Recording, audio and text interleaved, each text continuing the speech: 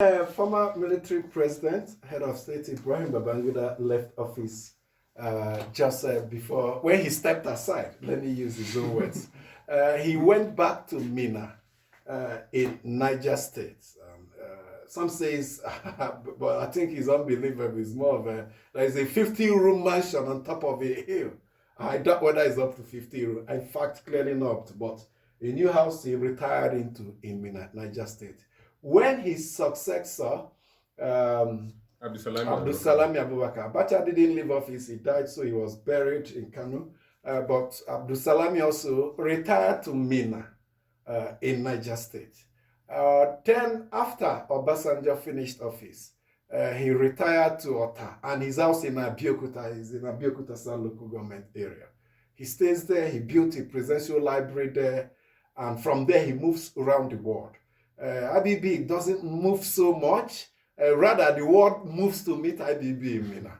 Abdulsalami moves a little because of his international repute. International community uses him as a peace envoy and sends him here and there. Obasanjo moves a lot. Even before he became president, after the first head of, he was moving a lot. So he's used to moving. He comes to Abuja often and on. Yaradua didn't have the opportunity because we lost him and he was buried in Katsina. Goodluck Jonathan went back to Turkey, but shuttles between there and Abuja, moves around the world because of his high reputation among the international community. They use him as envoy. Muhammad Buhari says he will go back to Daura. And is he the type that will move?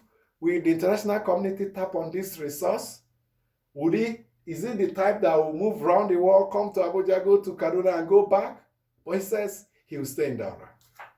Nigerian Air Force Reference Hospital was established 2019 in Daura. And one of the reasons they gave is to stop medical tourism.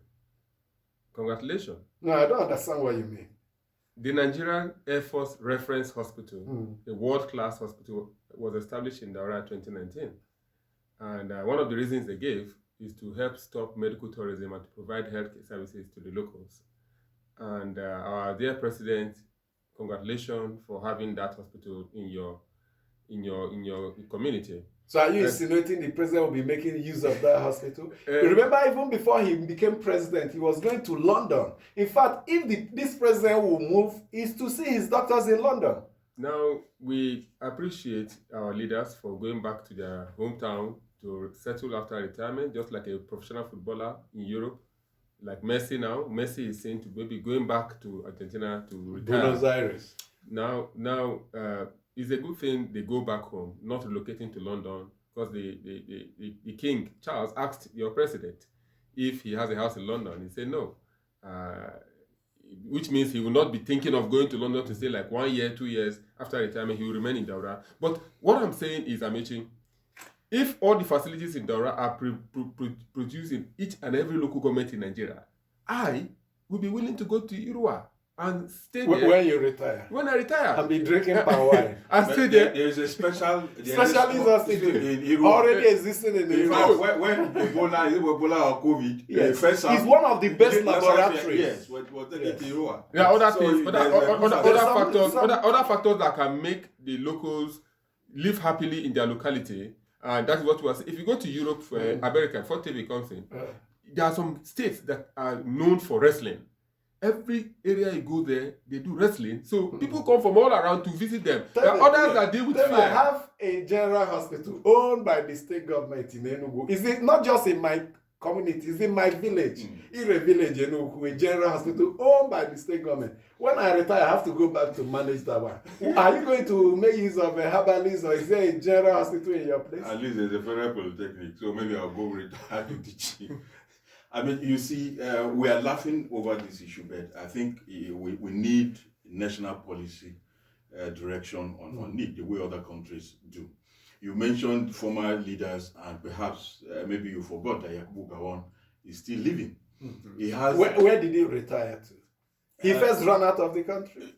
I don't know, but I know that he's very often in Abuja. Yes. You know, he has the Yakubu Gowon Center that successfully, helped the country to rid out guinea worm, and he's working very active foundation. Working with Bill Gates, Melinda Foundation, and all of that, and several other issues. I think he's on river blindness now or something. That is where we need to.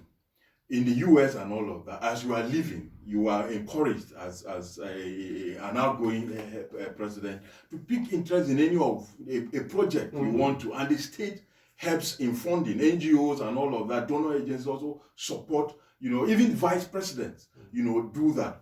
Interestingly, 2 days ago or so, I watched a documentary on the internet about the second gentleman in the U.S., talking about the husband of the vice president. He's the first man to be a spouse of a female, so all of that.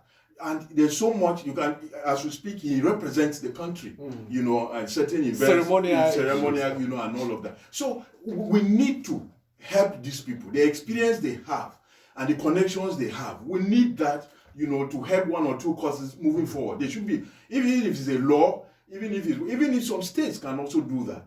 Let's have a set up just like library for them. Just like Good Luck Jonathan Foundation, just like the Good Luck Jonathan Foundation. Nobody, he came up with that as his own initiative. So you are saying that there should be a legal framework attached to it. So Muhammad Buhari should be thinking of a Muhammad Buhari Foundation, a PNB Foundation, a GMB Foundation. If that is his interest, he may have a different interest entirely, from all of what those around him should encourage. Yeah, maybe to focus on poverty eradication.